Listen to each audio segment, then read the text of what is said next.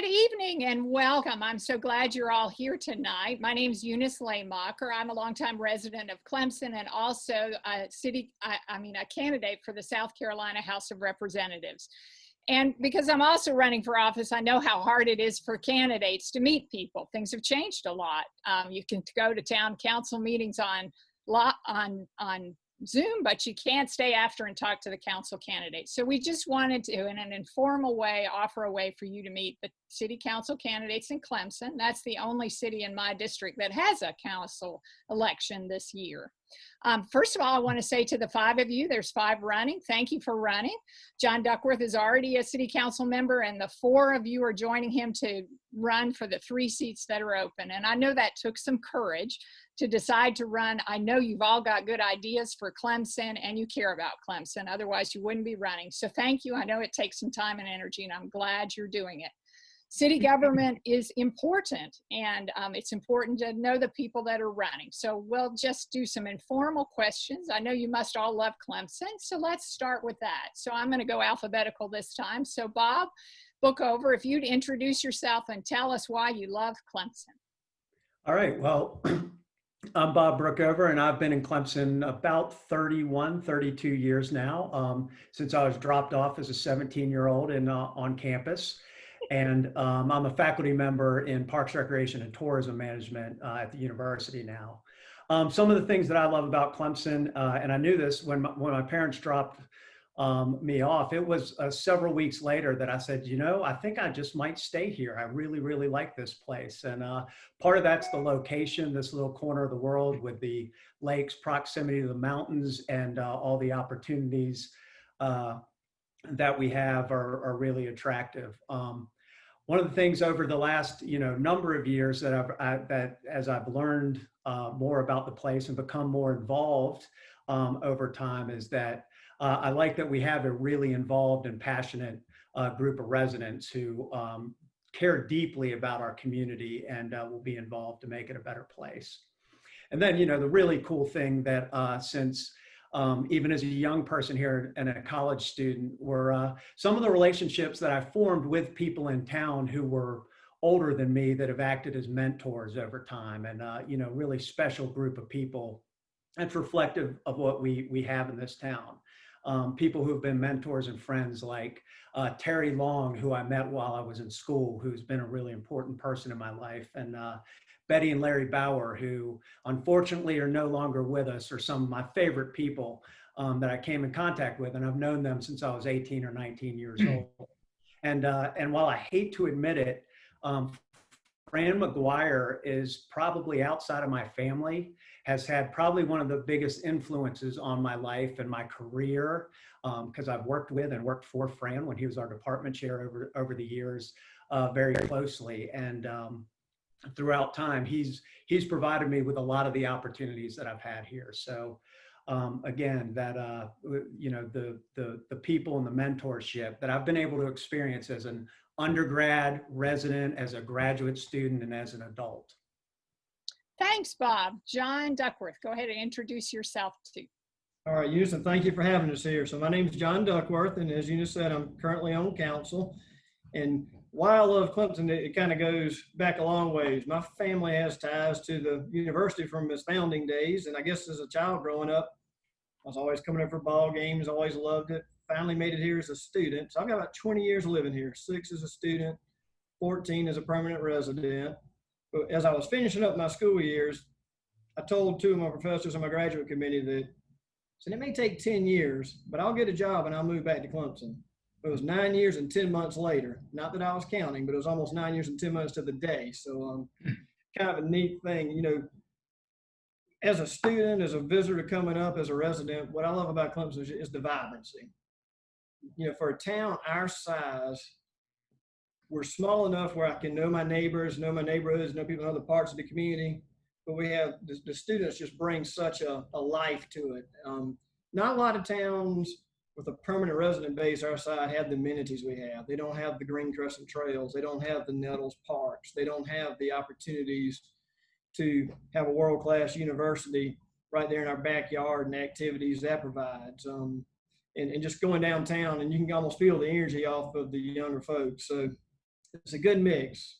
You get an opportunity to engage yourself with your peers. There's a lot of mentor figures, as Bob mentioned, around town that you can learn from, but you always kind of get that sense of activity and vibrancy that comes about by having a university and young folks around. And like I say, when I look at it, I enjoy good food, good places to go, and you just wouldn't get that same selection in such a small setting, so close to lakes, so close to mountains, if you didn't have that to draw from. So that's why I love Clemson. Thank you, John. And we'll go to Kristopher Irmiter next. Thank you. Yes, I'm Kristopher Irmiter. I'm a Clemson native, but I have a little bit of a caveat to that, and it's always been a little bit of a craw in my side. I didn't attend Clemson because I was a voice performance major as undergraduate. So the only reason I didn't is Clemson didn't have what I was looking to study. So I went to Winthrop University and did both actually a double major degree in communications and in music. Went on to study at the Academy of Vocal Arts and then out to San Francisco Opera's training program there. And the bulk of my professional career has been as a performer. But I never lost my love for Clemson. I always looked forward to the opportunities to come back. And even when I saw it going through the growing spurts and pains for some, it never lost the allure. And I always looked forward to the next time I would come back to Clemson. I repeat a lot of what Bob and John have said. To me, it's the outdoor space that's so readily available. What I love about Clemson is it has that close-knit community, very engaged citizenry. That can be a little messy at times, but in the long run, that's a good thing. Engaged citizens is always a good thing because then the government is representative. But for such a small town, it is incredibly diverse. It is more cultured and sophisticated than you might think. Of course, having made my living in the performing arts, I've done plenty of time in the major metropolitan areas, and they have their advantages. But I'll take Clemson any day, and I do think the energy of the university is a big part of that. The natural beauty of lakes and mountains, but the university and the students. They can be annoying, but I find them much more engaging and stimulating than a negative. Thank you, Kristopher. Jacquie Myers. Hi, Chris. I'm a fan already. I'm also a music major, and I have to agree with all three of my fellow candidates that it's such a great community feeling. First thing I like is we have a beach. Yay. We don't always get to use it because the students have it, but yeah, they're young people. They can get to use it. So I'm originally from the Caribbean, so water's a good thing for me. I love the sense of community, as my previous gentleman has said. We participate in recreation sports, so that's a good thing. I moved a lot while I was in the military. I'm a veteran, and I never lived near anyone or near anywhere that I knew all of my neighbors, at least within a 1 mile radius. That's unheard of. I know everybody. The first time I moved here, they were coming in, beating down my door with pumpkin bread. Yes. Wouldn't mind moving and coming back and getting some more of that. That was good. But I know all my neighbors. They're wonderful people. I love that it's a place where compassion and caring is still a real thing, where we can share our differences with respect. And of course, I love them Tigers. Go Tigers. I knew somebody was going to say that. Thanks, Jacquie. And Catherine Watt. Well, it's always good to go last, I guess. My history is that I grew up in Walhalla. We moved in 1972. I'm the child of a English and Latin high school teacher. And he calls it God's country, and he swore he was never moving, and he's now lives in the Downs at 81. So what I love about Clemson is that the truth is that with all the challenges that we face today, I think that at its heart, we all want the same thing, that we want a sense of community. We want a sense of always talking about what we can do as opposed to what we can't do. And I think you find that whether or not you're going through Publix in the morning or Ingalls or wherever we all happen to gather, and that's what's important. And people will have those conversations, as other people have alluded to. We don't always agree on it, but we're talking about the heart of who we are. and that we want to protect our natural resources. We want to create new opportunities for people. And I think what I love is that we want to create it and hold it for the next generations, that we don't see this as a temporary thing. We see this as something our parents gave us and that we want to give to others. And that's what I love most about Clemson. Great. 5 people who love Clemson. I love Clemson too. The people I love, that my neighbors, I can call them up and ask for butter and they call me for an egg or put some herbs in my backyard. The students, the diversity, as you said, and the beauty. I'm a Southerner all my life and I love this area. I'm glad we all love Clemson. Now there's going to be, at the end, I'll be announcing a couple more official forums where we'll talk about politics, but I'm going to use all questions that are not related to politics today. So my next question for all of you, and we'll go the opposite order, is what's something about you that most people don't know? So that means you're first, Catherine. Well, actually what most people, there's probably a lot of things, but one of the things people don't know is that 2.5 years ago, I was crazy enough to start a Christmas decorations charity. And so we gather with some friends, we gather Christmas decorations that people donate that are still in working order, but that they no longer want. And then we work with Clemson Community Care and with the Seneca Food Bank, and we give them away. So we have a store that people can come to at their events, and they go through and they can take an assortment of items. And the Clemson community is always generous. For about a few months a year, my front porch looks like Santa's workshop. People just leave boxes on my front steps, and I never know what I'm going to come home to. But it really is a mark. It started as something that we did when my stepmother passed away as a way to kind of clean out some things. But people always step up, and it is so much fun to go to these events and to combine all of my favorite things, which is like shopping and free and Christmas. And so it's kind of gotten a little out of control this year. We have one entire storage unit filled and my entire attic full, and a neighbor's attic also full. So yeah, but that's something that people don't know. And although probably now I'll end up with more decorations on my front step. You probably will. Okay, thanks. Jackie. Yeah, I'm going to be one of those people that's going to be putting stuff on your doorstep, for real. Oh, awesome. One thing about me that people don't know, I'm pretty low key. A lot of people don't even know that I'm a veteran Marine. They know that I'm a veteran, but they don't realize that I was a Marine. And on top of that, I used to be a drill instructor. So that's where my voice went, Kristopher. That's where my voice went. And also, I love collecting purses. A lot of women like, well, I shouldn't have said that. A lot of people like collecting shoes and wearing a lot of shoes. You only got 2 feet. You got 2 feet. I got 2 arms, but I can handle a lot of purses. Great, thank you. Kristopher, you're next.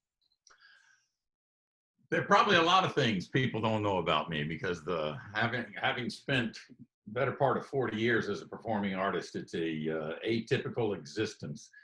But what I also find interesting is that the people who do know that I've been an opera singer for so many years, and I've been fortunate to sing in all 50 states throughout Canada and in Europe. But when I went to Winthrop as a freshman, I fully intended to be the next Billy Joel of the world. So I had my feet firmly planted in the pop rock world, and I was already doing some songwriting and did a few engagements on my own. My piano skills were a little better back then. Not technically correct, but able to get the job done. And then I met my wife, Kay, as an undergraduate, and I always blame her and say she's the one that corrupted me into the opera world. So few people know that I started out as a rock and roller and led down the path of debauchery in opera. But it was actually, she encouraged me to take a class called Opera Workshop, and I thought, well, she's pretty, that might be fun, you know. And I had never seen an opera. Freshman and undergraduate, I had heard some opera stuff, and I had always had an interest in acting, but never worked through the inhibitions in high school and younger years to scratch that itch until really that's what seduced me into doing it for a career, is I loved putting the characters on. I had the security blanket of singing. I was very confident in that. So it's probably good for Billy Joel and for me that I went into opera. Thank you, Kristopher. John, you're next.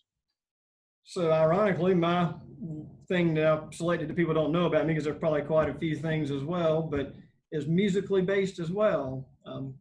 As a youngster, our youth choir was given an opportunity. We had the Striped Bass Festival in Clarendon County. So we did a radio spot for it. And then that led to a TV spot, a bunch of kids wearing overalls saying, y'all come on down and join us for our festival. Well, that gave us, somehow segued into an invitation to sing at a church in Charleston as part of the Spoleto activities. So while I have absolutely no musical talents that I know of, nowhere near what Kristopher has, I have had opportunity to do a TV and radio commercial and sing in Spoleto. Wow. Well, this is a musical bunch. Perhaps we'll have to sing at the end. Okay. Yeah, we could have city council. You don't want me to sing. That's what's. All right, Bob. Start a group. Bob, you're on mute. You have to unmute yourself. All right, I was making sure my dog wasn't barking in the background there or something like that. I want to say something awesome like, hey, I'm actually Batman or something like that. I can't say that. And believe it or not, mine was musical as well. Couple things. I am a huge fan of 80s pop and rock. So Kristopher, you just scored some major points there with me. And used to dabble a whole lot more in music. And a couple of us, a colleague and a friend from town, we had it's been quite some time now, but used to have a band called Fried Okra that we would play around Clemson for a while. And I was always our singer liked country, but I was always forcing him to learn some 80s tunes throughout that time. So again, mine's musical as well. And were you a band member or singer, or what were you? No, I am the world's worst singer. And so I played guitar, kind of, passively. But you may pull up next to me in town and I will sing at the top of my lungs in my car, and you'll get to hear the non-angelic voice coming from me at some point. So just be aware.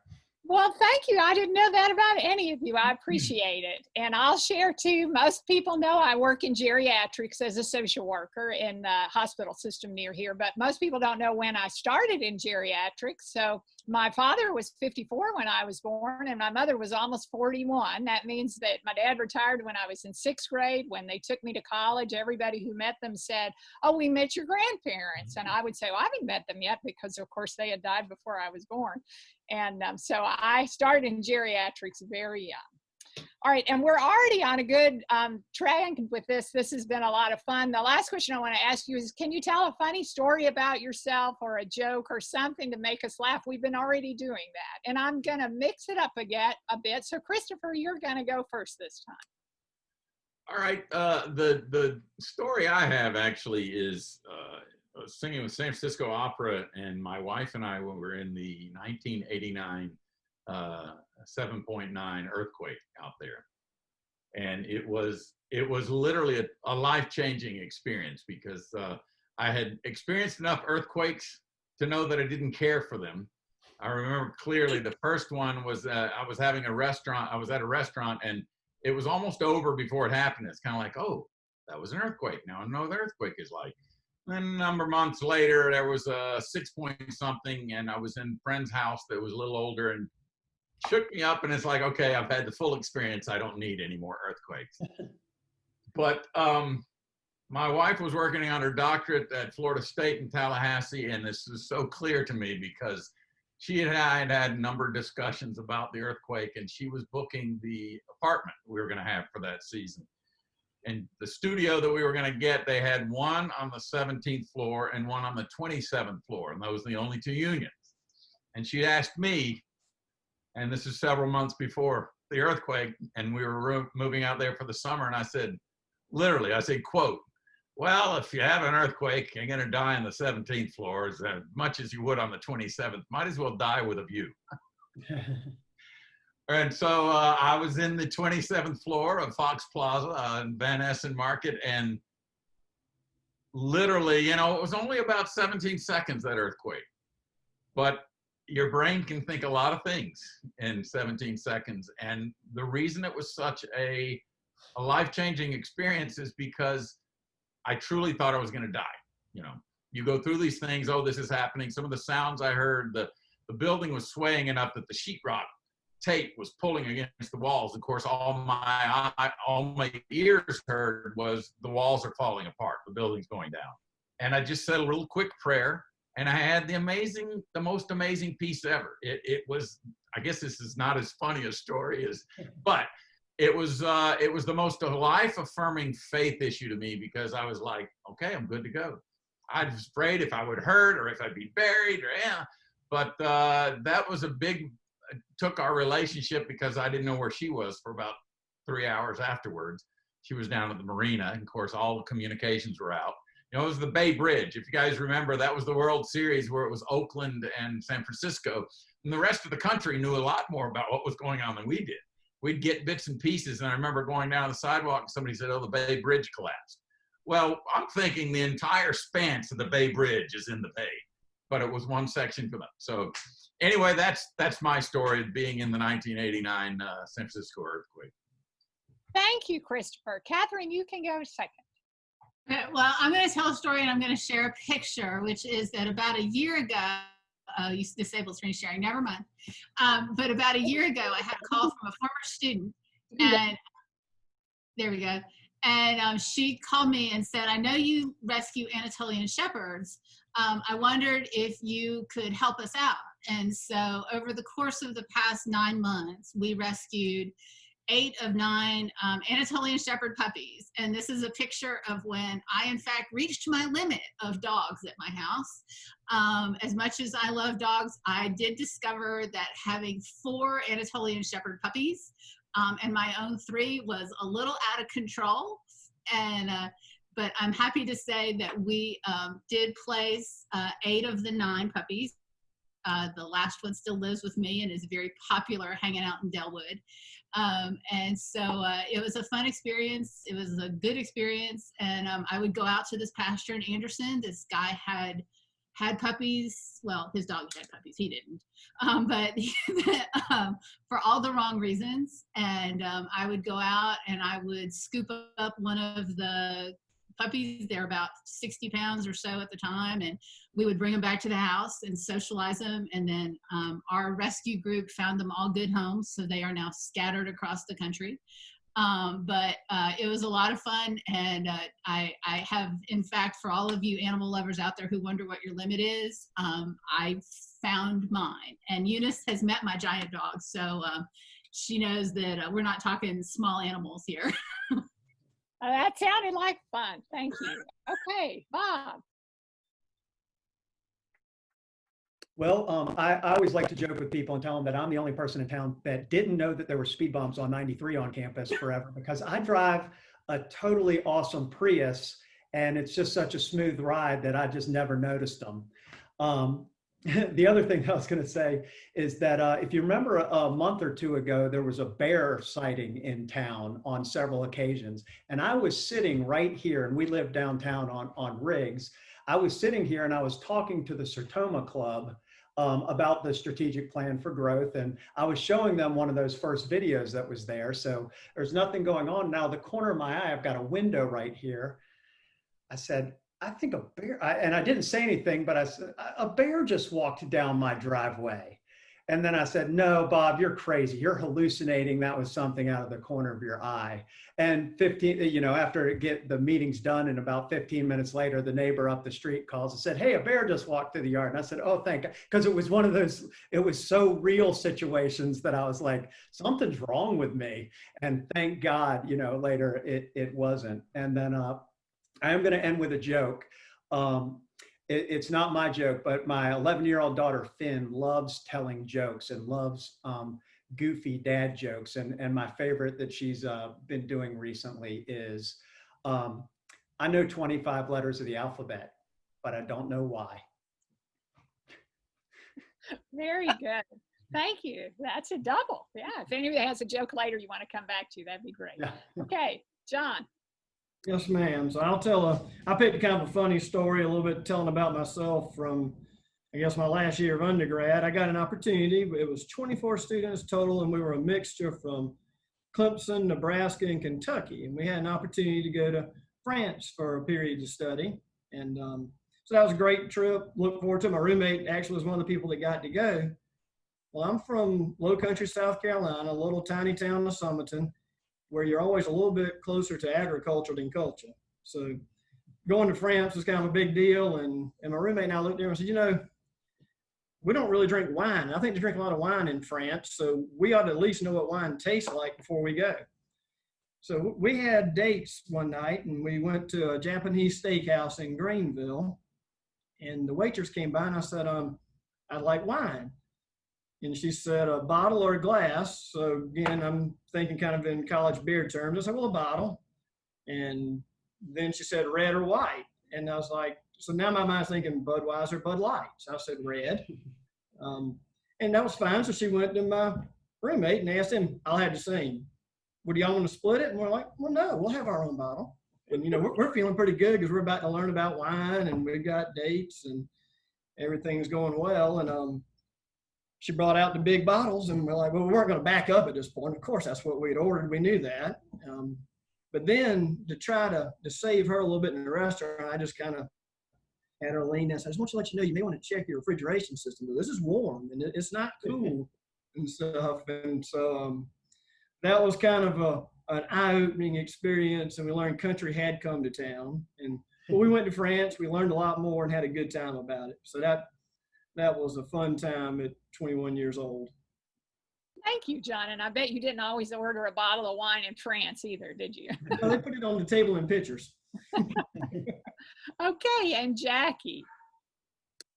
Okay, so Catherine, if you get any more puppies, I got a veteran who wants a large dog, so I can train him for him. So my limit was 3 dogs. Oh my gosh. And all my veterans want large dogs. Go figure. But for those of you who don't know, I rescue and foster and train dogs for veterans suffering from PTSD. Service Dogs for Vets is the organization, and I absolutely love it. So I'm with you, Catherine. I'm a dog lover, but I do have my limits. Okay, so I've got 3 jokes. I've got a doggy joke, a kid joke, and a church joke. So I'll start with the doggy joke. It's pretty simple. I had 2 dogs I was training, and I was training them at the same time. I usually have one at a time, but I had my dog and 2 other dogs. So I was working with the 2 other dogs that I was training for other vets. So I told them, I was in the doorway, and I told them, come, but I didn't tell them which name. And both of them, bam, right through the doorway, hit each other in the head.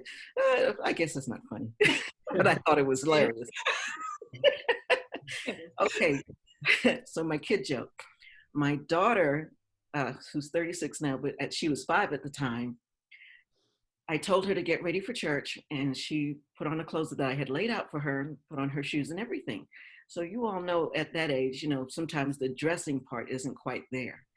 So she came out and proudly presented herself to me, and I looked at her up and down and looked down at her shoes. I said, honey, your shoes are on the wrong way. Without a word, she simply crossed her feet. I'm like, you're a genius. Creative thinking. Yes. Oh my God, that was so funny. I was rolling on the floor, but I didn't want to come out and let her think she did something right. I said, change your shoes, girl. All right, the last one is a church joke. So the pastor of this particular church was absolutely against alcohol, Bob, of any kind.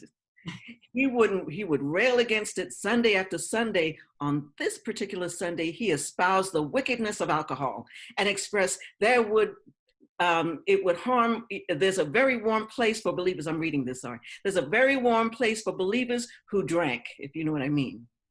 And that alcohol in the city should be systematically taken to the river and dumped.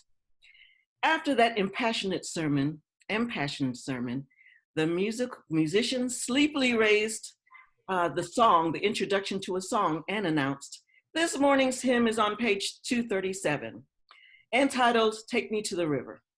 Great. Thank you. And I'll I'll just tell a story too. I have two boys, and when they were younger, about 4 and 6 probably, we grow things in my yard, and this is the time of year, those of you that grow things know you've got way too much basil. So we were making pesto, and they had gathered it all in and stuffed it in the blender, and we toasted the pine nuts, and we cut up the garlic, and it was all in there. And somehow one of them pushed the button before the lid got on, and the entire white kitchen became green. The ceiling, the walls, all of us were covered in green. And of course I had the immediate mom reaction of, oh my gosh. And then they were both busting out laughing that we laughed for, I think, 5 minutes till we were all crying. And we didn't have a lot of pesto, but we had a lot of fun, and I had a lot to clean up later. So, well, thanks for... Thanks decorating with pesto. It may be a new trend. Yeah. It does turn brown eventually if you don't get it all. Oh boy. Yeah.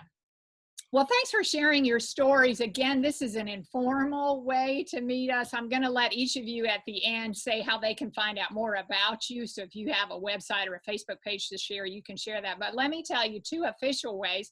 Jackie, who has a booth at the Clemson Farmers Market, and me, who ends up going to the Farmers Market every week at Patrick Square, cooked up this idea for next week on the 24th. The Farmers Market's open from 3 to 6, but at 5, hopefully it's not raining. We're going to have each of the candidates go up one at a time and tell a little bit about themselves, and then you can ask a question or two. It'll be socially distanced, so if you want to come out to Patrick Square and ask a question, you can do that. We'll also have information to pass out, our cards or whatever we have at that time. That's 5 o'clock at Patrick Square. And then more importantly than that, these city council candidates will be in the League of Women Voters Forum, where they'll actually ask significant questions, not what's your funny story. That's October 6th at 6:30 p.m. We'll be posting that in the comments, but I don't have the invitation for that. That's the League of Women Voters Clemson. So if you will go ahead and Google League of Women Voters Clemson, you can contact them via email, and they'll send you, it's a Zoom meeting, so it's virtual. So those are the 2 official ways to find out more information. But I'd like to ask each candidate, and I'll call on you in the reverse order from what we just did. If you have a way you want people to find out about your campaign, just share that with us now. So Jackie, if you want to go first. Facebook, I just did a Facebook page, and put my comments and my platform on there. So you go to Facebook, if you have a Facebook page, which I'm pretty sure everybody does. So it's J Myers for Clemson, the number 4, J Myers, the number 4, Clemson. And if I can put a shout out to Service Dogs for Vets, because they're doing God's work, I believe. And it's sd4v.org, sd4v.org. And if you want to donate, I'm not worried about my campaign. They need it more because they're rescuing dogs, getting dogs out of doggy jail, and they're also helping veterans who are suffering from PTSD and really want to cut down on or mitigate or absolutely get rid of all the veterans that are suffering from PTSD and are committing suicide. So SD4V, and mine is J Myers for Clemson, the number 4. Thank you. Thank you, Jackie. And we'll put these in the comments under this as well. Okay, John, how about your campaign? Sure, thank you. So I'm kind of old fashioned. I'm kind of more the, I'm not as technologically in there. I'm more the talk and let's reach out in groups. So what I'd like to do is, I've got a campaign email that's separate to my city email. Certainly you can reach out to me any way you know how to, but I also have an email of johnduckworth@gmail.com, and that's JOHNDUCWORTH@gmail.com. Don't let the K trip you up because it seems like it's in there. But they expelled us from the family, I believe, and they kept the K. But you can reach me by that email. You can certainly call me at 864-654-9765 and be glad to talk to people one-on-one or groups. We can meet outdoors, socially distanced and appropriate crowds within a building, but love to answer any questions and talk to folks in whatever way they find convenient. Thank you, John. Bob? Primary way that I am putting out information is through my Brookover for Clemson City Council Facebook page, and can also be reached at brookoverforcouncil@gmail.com or bobbrookover@gmail.com. And my number is 864-723-5917. Love phone calls, love chatting, and would be happy to speak with anyone to answer questions and learn more about what your concerns and issues are. Great, thank you. Kristopher? Yes, I have a website, but the address is a little bit convoluted because I tagged it on to a business website. So it is encore2k.wixsite.com/Armiter for Clemson, and 4 is the numerical character as opposed to the letter. So it's encore, the number 2k.wixsite.com/Armiter, the number 4 Clemson.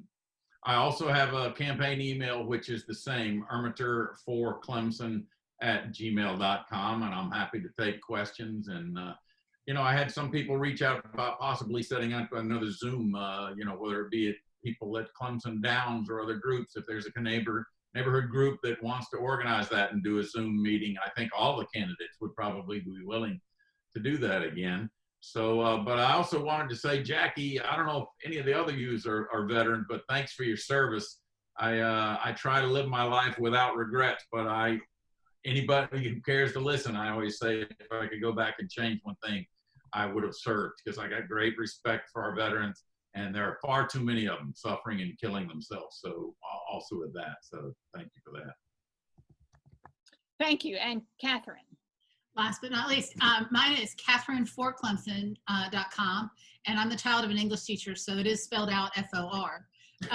And also the same on Facebook, so Catherine for Clemson, and on Facebook.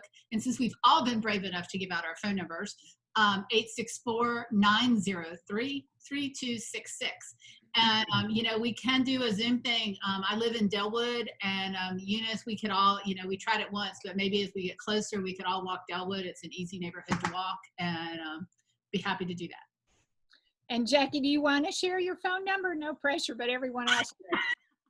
Just put it in the chat. It's 864-722-016. It's also on the website, so that's why I didn't say anything. It's also on the Facebook. But oh, come out to the farmers market and check me out. My girls are learning entrepreneurship, and I'll have my signs all over the booth. Well, thank you all for coming, and we'll put these in the comments, and reach out to these candidates. Again, thank you for running. Thank you for taking this time. If you're watching this on Facebook, I'd like to really encourage you to post this on your Facebook page or email it to someone who doesn't know maybe that there's a city council race.